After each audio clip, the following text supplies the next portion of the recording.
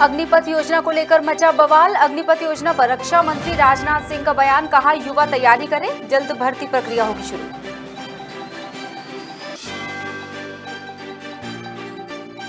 लखनऊ में जुमे की नमाज से पहले ड्रोन से रखी जा रही निगरानी, शांति के लिए धर्मगुरुओं से संवाद की सलाह, उपद्रवियों से सख्ती से निपटने के निर्देश।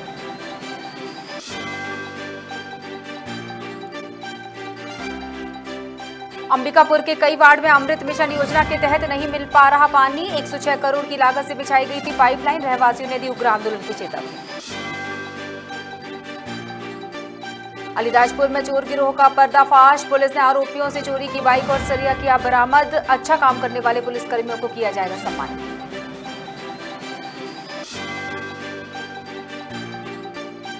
और बिलासपुर के राहुल की स्थिति स्थिर, अभी भी इन्फेक्शन का खतरा बरकरार, अपोलो प्रबंधन ने जारी की मेडिकल रिपोर्ट।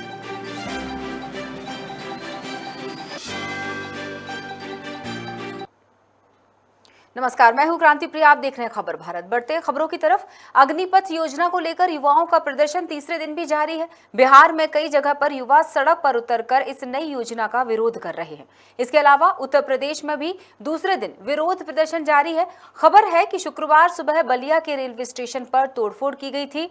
इस बीच युवाओं के उग्र प्रदर्शन को देखते हुए सरकार ने सेना में भर्ती जिसमें ऊपरी सीमा को बढ़ा दिया है। इस साल के लिए 21 की बजाय 23 साल तक युवा अग्निपथ योजना के तहत आवेदन कर सकेंगे।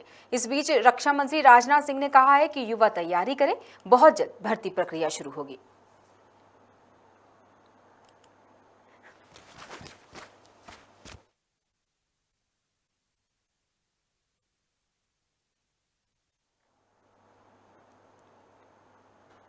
उत्तर प्रदेश में शुक्रवार को जुमे की नमाज को देखते हुए शांति व्यवस्था हर हाल में बनाए रखने और गड़बड़ी करने वालों से सख्ती से निपटने के निर्देश दिए गए हैं। इसके लिए संवेदनशील स्थानों पर वरिष्ठ अधिकारियों की ड्यूटी लगाई जा रही है। सभी जिलों में पुलिस द्वारा फुट पेट्रोलिंग और अर्धसैनिक बलों के द्वारा फ्लैग मार्च किए जाने के भी निर्देश दिए गए हैं।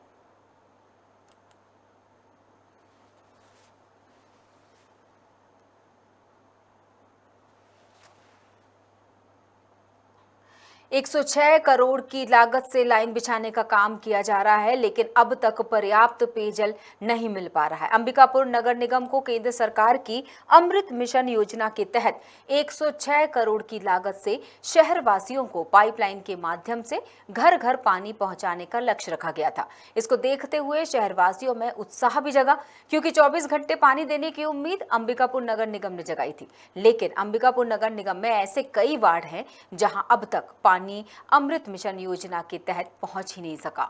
लोगों का कहना है कि इस मिशन के तहत यदि लोगों को पानी नहीं मिलता है तो वे उग्र आंदोलन करेंगे।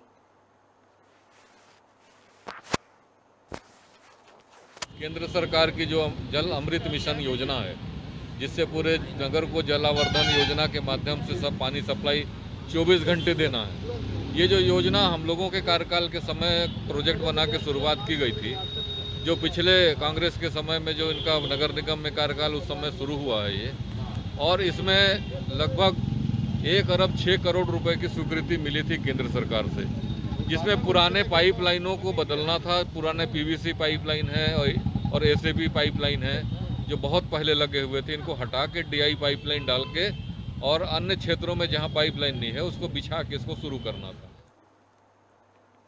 अलीराजपुर पुलिस अधीक्षक मनोज कुमार सिंह के निर्देश पर नानपुर पुलिस ने बड़ी कार्रवाई करते हुए चोर गिरोह का पर्दाफाश किया। पुलिस ने आरोपियों से चोरी की बाइक की सरिया और जिसके साथ ही कई महत्वपूर्ण चीजों को भी बरामद किया है।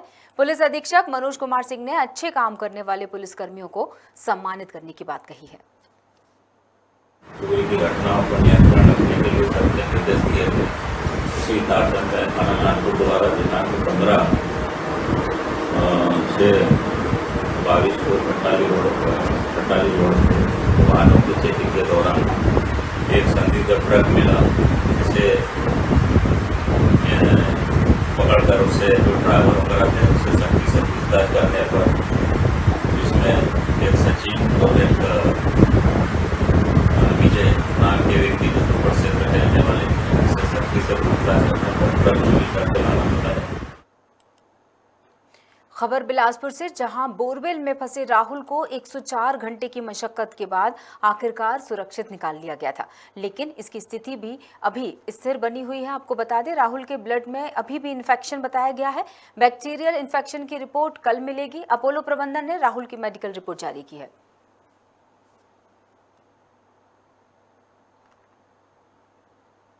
आज वाइटल्स उसका काफ़ी स्टेबल है, हाँ काफ़ी स्थिर है। अच्छे से खाना खाया है और जो खाना सेमी सॉलिड चल रहा था वो अभी चावल खाया, मतलब सॉफ्ट डाइट हो गया है। डाइट उसका इम्प्रूव हुआ है, ठीक है। और बाकी चीज़ें भी, जैसे बुखार कल रात के बाद और नहीं आया, वो भी एक इम्प्रूवमेंट है। लेकिन हाँ, पूरा जो इन्फेक्शन वाला खतरा वो पूरी तरीके से नहीं टला है अभी, क्योंकि उसका जो ब्लड कल्चर वाला रिपोर्ट उसका फाइनल आएगा कल सुबह, ठीक है। फाइनल कल्चर वाला रिपोर्ट कल सुबह आएगा और उसी में क्लियर होगा कि एग्जैक्ट कीटाणु का कौन सा कीटाणु है, कौन सा बैक्टीरिया है या फंगस है, उसमें पता चलेगा। हम लोग कवर तो दे ही रहे हैं, सारे के सारे इंजेक्शन और जितना भी मतलब इन्फेक्शन, जो खतरे वाला इन्फेक्शन का कवर पूरा चल रहा है, इंजेक्शन चल रहा है। बाकी ऑक्सीजन वगैरह अभी भी नहीं लग रहा है और उसका रिस्पांस भी अभी भी, मतलब पूछने से जैसा उसका नॉर्मल रिस्पांस हुआ करता है उसका मदर के अकॉर्डिंग, वो वैसा है। और हम चर्चा करते हैं, हमारे साथ जुड़े हुए नीरज शुक्ला इस खबर पर जानकारी देने के लिए, हमारे संवाददाता। नीरज, जिस तरह से 104 घंटे के बाद, बड़ी मशक्कत के बाद, लगातार मीडिया की निगाहें, पूरे देश की निगाहें लगी रही थी कि राहुल को किसी भी तरह से सुरक्षित निकाला जाए बोर में से। सुरक्षित तो आ गया राहुल, लेकिन अभी उसकी हालत जिस तरह से बताया जा रहा है, इन्फेक्शन लगातार बरकरार है ब्लड में। जी नीरज।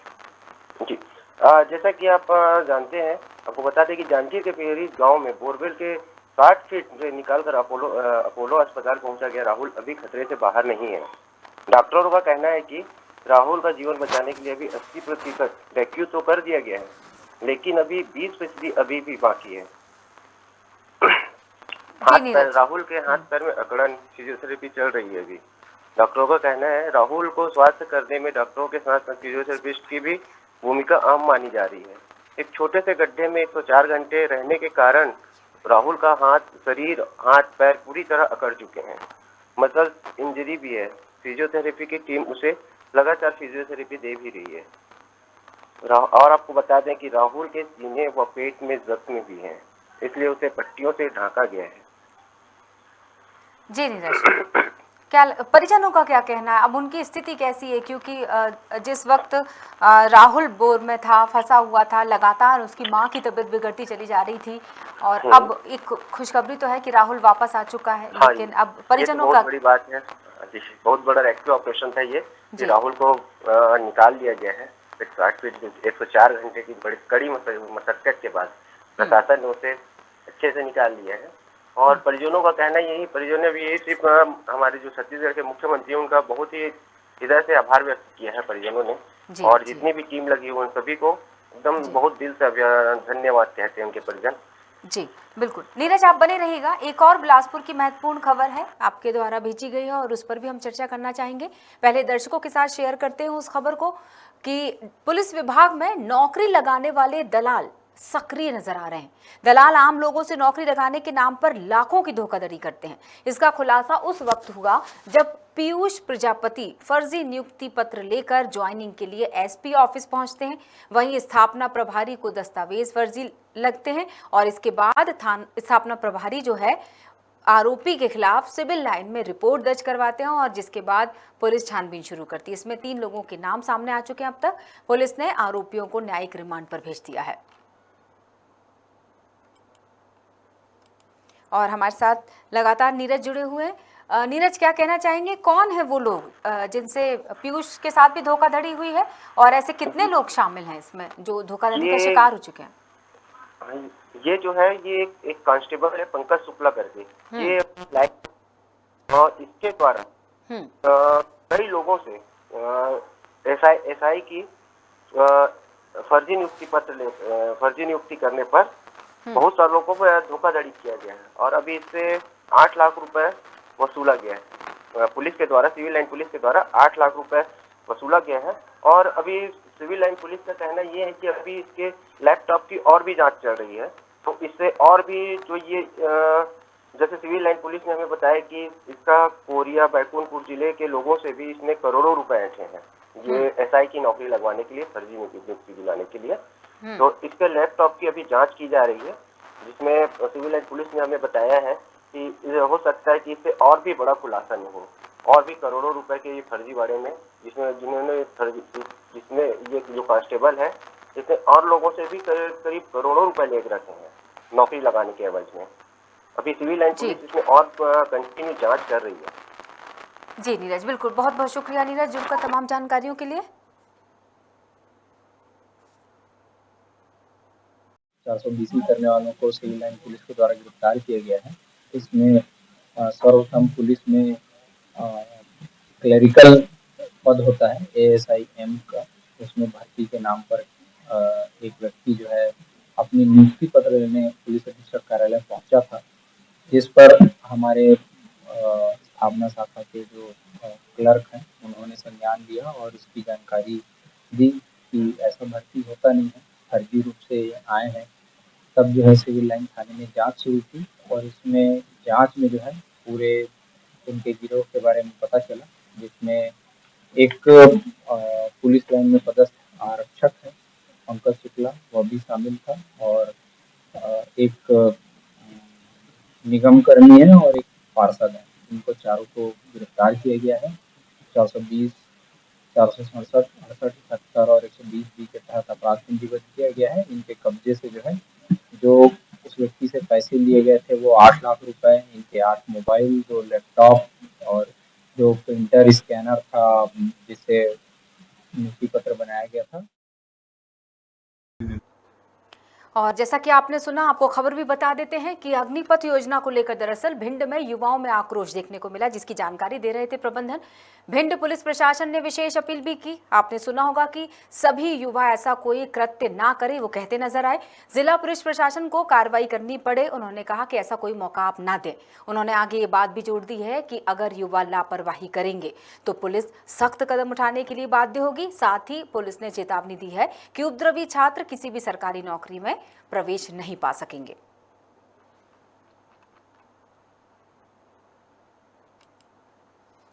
आर्मी भर्ती की परीक्षा की तैयारी कर रहे हैं, उनसे यही अनुरोध है कि वर्तमान में अग्निपथ जो स्कीम है, जिसको लेकर कई प्रकार की भ्रांतियां व अफवाहें प्रचलन में हैं, उस पर कतई ध्यान ना दें, किसी के अनुचित बहकावे में ना आए। और वर्तमान में जो कई जगह पे इस प्रकार की स्थितियां निर्मित हो रही हैं, जिससे कि संपत्ति का नुकसान हो रहा है, कानून व्यवस्था की स्थिति निर्मित हो रही है, उससे आप लोग हटें, उससे बचें, इस तरह की स्थिति ना निर्मित करें। अपनी बात रखने का एक शांतिपूर्ण तरीका होता है, जिसके माध्यम से आप में से कई लोगों ने अपनी बातें रखी हैं, जिन पर वर्तमान में विचार विमर्श हो रहा है। अतः मेरा आप सभी से अनुरोध है कि इस प्रकार की किसी भी गतिविधि में संलिप्त ना हो। ऐसी किसी गतिविधि में संलिप्त होने से, कानून व्यवस्था की स्थिति निर्मित होने से या नुकसान होने से आगे की जो कार्रवाई होती है, जिसमें FIR वगैरह हो सकती है। उन्होंने पर्याप्त सुरक्षा व्यवस्था लगाया है पूरे शहर में। जगह जगह पे हमारे पॉइंट लगे हुए हैं और लोगों को अपील करके बताया भी गया है पुलिस अधीक्षक के द्वारा कि इस प्रकार के बहकावे में ना आए और अपनी जो तैयारी है, जो भी अपनी बातें रखना, शांतिपूर्वक ढंग से इसको ऊपर पहुंचाई जाएगी। और साथ ही हमारे जगह जगह पे विकेट्स लगे हुए हैं और मोबाइलें लगी हुई है। जितने भी महत्वपूर्ण स्थान है सभी पर पर्याप्त सुरक्षा व्यवस्था लगी हुई है और ड्रोन कैमरे और वीडियोग्राफर के माध्यम से और जो हमारे CCTV कैमरे प्रॉपर इस पर हम निगाह रखे हुए हैं। सुबह स्टेडियम में बड़ी संख्या में बच्चे एकत्रित हुए थे, आपकी बात भी हुई है, क्या बच्चों का कहना है और क्या आपने समझाइश दी?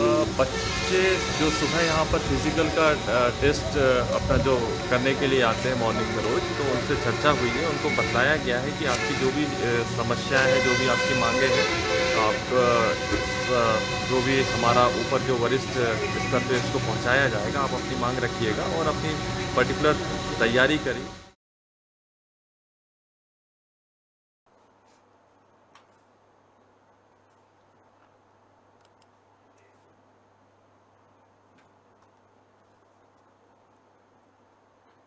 और अब बात बुरहानपुर की, जहां कांग्रेस महापौर प्रत्याशी शहनाज अंसारी ने अपने समर्थकों के साथ कलेक्टर कार्यालय पहुंचकर नामांकन दाखिल किया।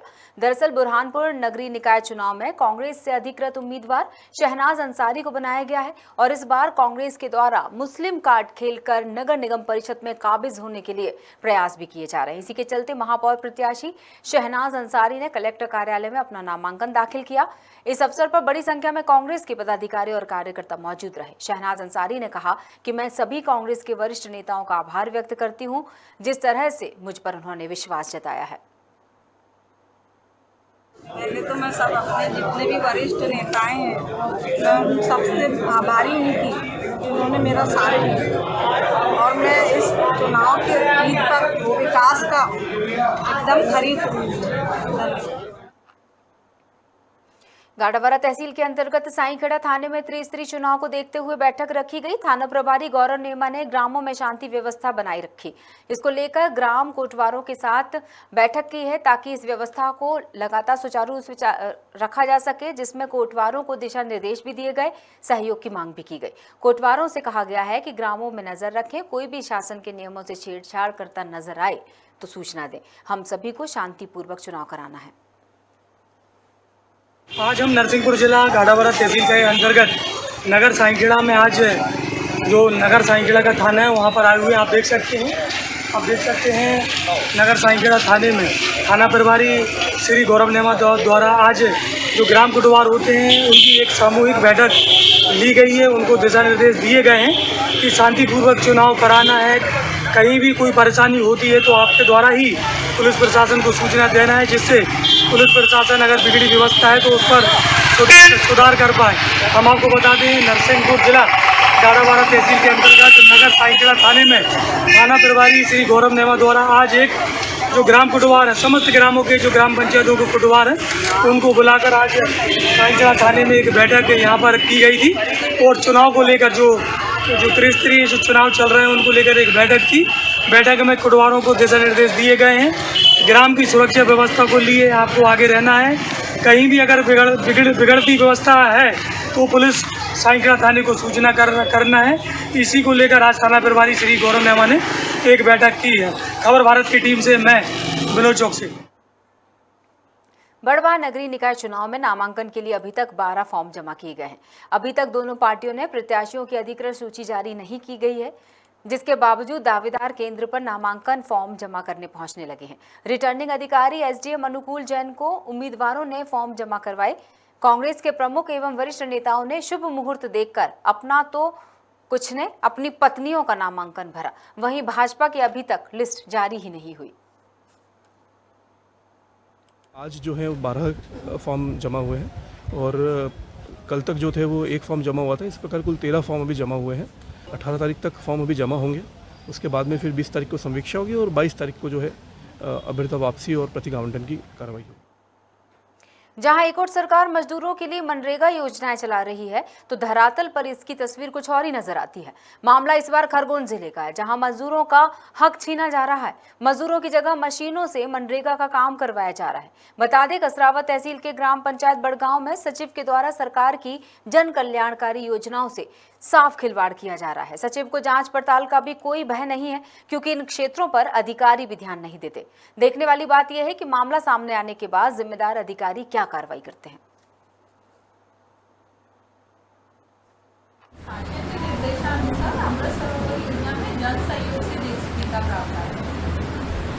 पूरी जेसीबी मशीन से बनेगी। इस प्रकार का कुछ नहीं, जन सहयोग से जो जितना सहयोग करना चाहे उतने का प्रावधान है, इसमें निर्धारित कुछ नहीं। और इसके बाद तलई के काम चलते हुए भी एक तलई और निर्माण की गई है ग्राम पंचायत बड़गांव में, वो भी मशीन से बनाई गई है। ये जांच का विषय है, आप बता रहे हैं तो मेरे संज्ञान में आया है, इसके हम जांच करा रहे हैं। जिस तरह से हम आपको बताते रहते हैं कि मनरेगा जो योजना है वो दरअसल मजदूरों के भले के लिए, उनको रोजगार देने के उद्देश्य से चलाई जाती है, लेकिन दुख की बात तब होती है जब उस योजना का फायदा उन लोगों को मिल ही नहीं पाता। और रोहित जोशी खरगोन से हमारे साथ जुड़े हैं, हम जानेंगे उनसे कि आखिर क्या कारण हो सकते हैं अधिकारियों की अनदेखी के। क्या कहेंगे रोहित? हेलो जी रोहित। हेलो, आवाज आ रही है आपको? हाँ रोहित, बताइएगा। ये मजदूरों की जगह पर मशीनों से काम चलाया जा रहा है। ये कसरावत तहसील का मामला है। हाँ जी। बड़गांव का, जहाँ पर सचिव द्वारा दिन दहाड़े और रात में भी जेसीबी चलाई जा रही है और जितने भी अधिकारी है वो आंख मूंद के बैठे हुए। हाँ। और ये बताओ, ये घटना की जानकारी भी दी गई कार्यपालन अधिकारी कसरावत को। अभी कार्रवाई का आश्वासन दिया और कहा है कि जांच की जाएगी। जी, क्या कहना है वहाँ उस विभाग का, उस विभाग के मुख्य अधिकारी का? कहना है कि जांच की जा रही है। ठीक, चलिए, और बहुत बहुत जांच में जो भी शुक्रिया। दोषी पाए उन पे कार्रवाई की जाएगी। ठीक, शुक्रिया रोहित जुड़ने के लिए।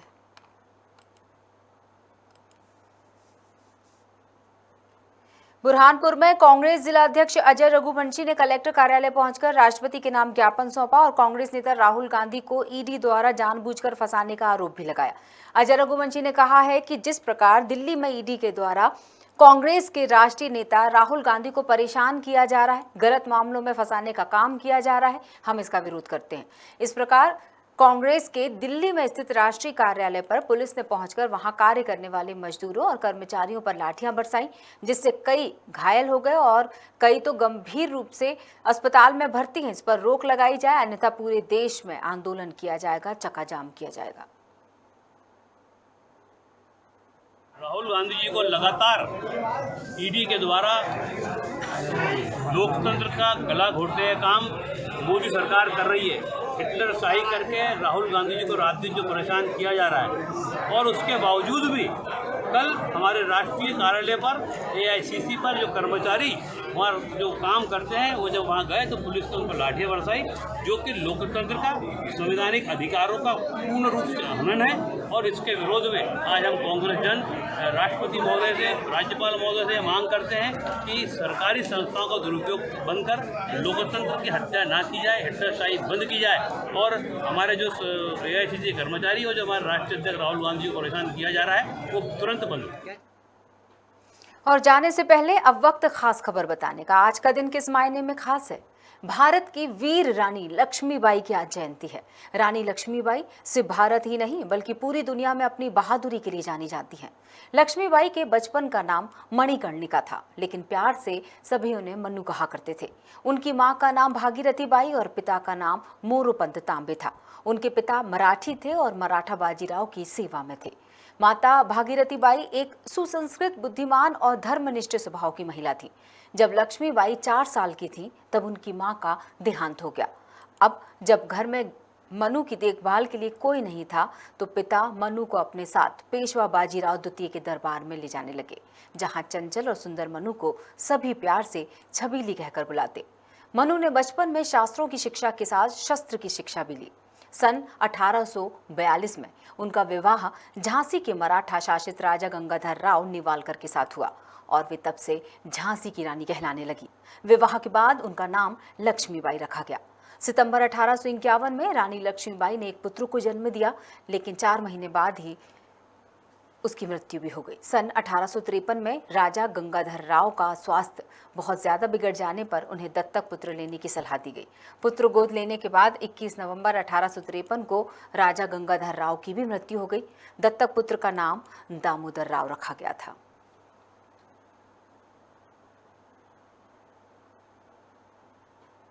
और इसके साथ ही बुलेटिन में फिलहाल इतना ही। बने रहिए खबर भारत के साथ। नमस्कार।